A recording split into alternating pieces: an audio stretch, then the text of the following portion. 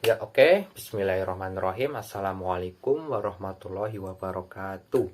Ya, perkenalkan, nama saya Rizky Nur Fajri dengan NIM 2141140402024 dari kelas 3 PAIC ya.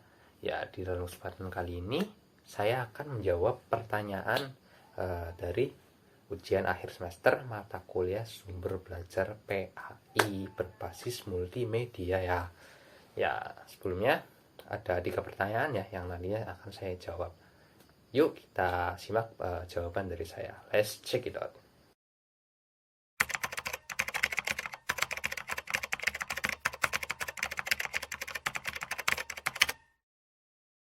Ya, untuk nomor 1 ya, saya akan memilih 2 ya, yaitu video dan juga LKPD interaktif. Ya, kenapa saya memilih kedua video dan juga LKPD interaktif? Yuk mari kita lihat video ini sampai selesai ya untuk melihat penjelasan dari saya. Ya, yang pertama itu kenapa saya memilih video ya? Tentunya dengan kita membuat video, tentunya proses pembelajaran tentunya akan lebih ngena ya, dan juga akan lebih mudah dipahami dan juga tidak monoton gitu.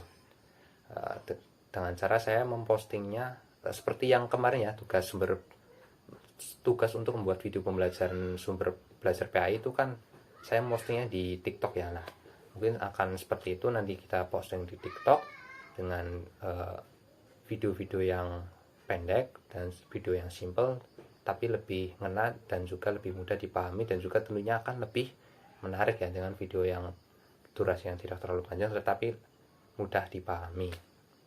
Kenapa saya memilih TikTok? Tentunya siapa sih yang nggak punya aplikasi TikTok, dan juga hampir semua kalangan ya mesti punya aplikasi ini, dan juga mereka aplikasi ini tentunya lagi booming-boomingnya, dan hampir setiap hari mereka pada scroll TikTok. Dengan disitu tentunya wah, ketika kita posting video ini ke TikTok tentunya lebih mudah, lebih suka ya mereka untuk mengaksesnya itu ya, lebih mudah dan lebih gampang itulah. Dan juga nanti gimana sih cara penggunaannya ya, cara penggunaan dari uh, video ini nanti kita tayangkan di LCD proyektor ya, di proyektor tersebut ya. Nah, setelah ditayangkan, siswa tentunya akan melihat video ini.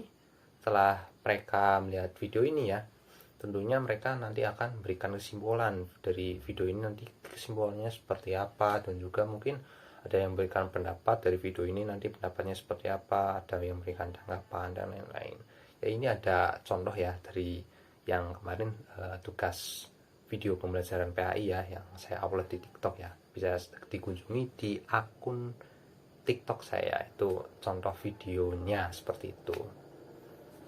Yang kedua, kenapa saya memilih LKPD interaktif? Yang kedua ya, LKPD interaktif ya, lembar kerja peserta didik interaktif. Yang di dalam itu terdiri dari materi PAI ya, yang menunjang proses pembelajaran PAI. Tentunya dengan ya LKPD interaktif ini tentunya akan lebih efektif ya, dan juga tentunya lebih menarik karena di situ tidak monoton tentunya ya.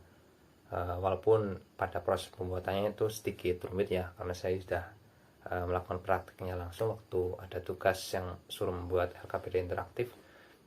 Nah, di sini peran guru juga menentukan ya.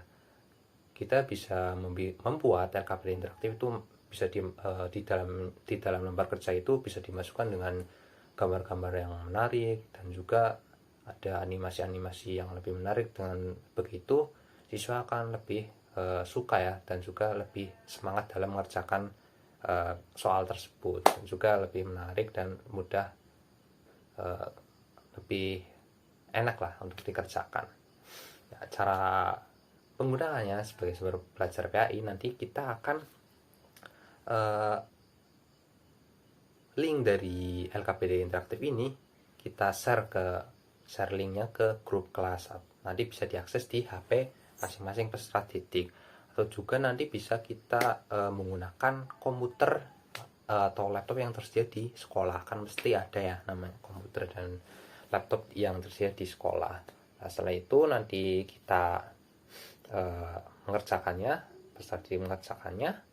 Oh ya, sebelum mengerjakannya tentunya kita kasih materinya terlebih dahulu. Nah, seperti materinya, setelah kita kasih materinya, baru mereka mengerjakan LKPD interaktif ini ya. Ini contohnya ya dari LKPD interaktif milik saya ya, yang kemarin sudah dibuat untuk memenuhi tugas, salah satu tugas ya dari untuk membuat LKPD interaktif. Di dalamnya itu ada mencocokkan ya, ada gambar wudhu itu ya tadi ya, mencocokkan, nanti ditarik yang benar yang mana, terus juga ada yang mengisi yang benar yang mana, yang salah yang mana gitu ya. Dan juga terakhir ada video ya. Nah, video itu yang nanti diakses langsung ke YouTube ya. Setelah itu mereka akan memberikan kesimpulan dari video tersebut seperti apa. Nah, setelah itu klik finish lah. Setelah klik finish, mereka akan langsung tahu nilainya dapat berapa, seperti itu ya. Itu untuk jawaban dari saya untuk nomor 1. Sekian, terima kasih. Oke, selanjutnya kita akan menjawab pertanyaan yang nomor 2.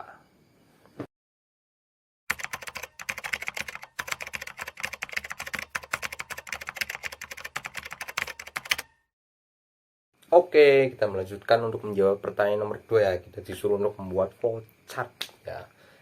Satu flowchart ya, dan juga bagaimana cara kerjanya. Nah, di sini saya akan membuat flowchart menggunakan Google Form ya. Satu arah sih flowchartnya. Jadi kita dimulai langsung saja ya. Kita mulai flowchartnya itu yang pertama itu dari, bisa kalian lihat ya di sini ya, yang flowchart yang sudah saya bikin.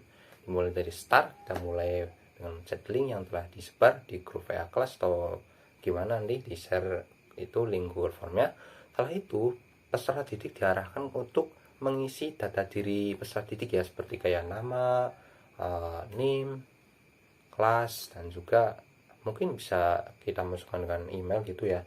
Nah, setelah peserta didik mengisi data diri sendiri, nanti dicek apakah data dirinya ini sudah benar atau belum gitu. Setelah itu lanjut, data, apabila data sudah berhasil dimasukkan, nanti langsung masuk ke mengerjakan soalnya. Nanti soalnya muncul. Nah, setelah itu nanti para peserta tinggal mengerjakan soal yang telah disediakan. Nah, seperti itu ya. Nah, setelah itu maka finish ya, terakhir itu selesai. Nah, jika udah selesai nanti nilai dari soal ini akan muncul ya, nilainya dapat berapa dan lain-lain, seperti itu ya. Nah, nilainya muncul ya. Mungkin sekian ya dari saya untuk menjawab pertanyaan nomor 2. Oke.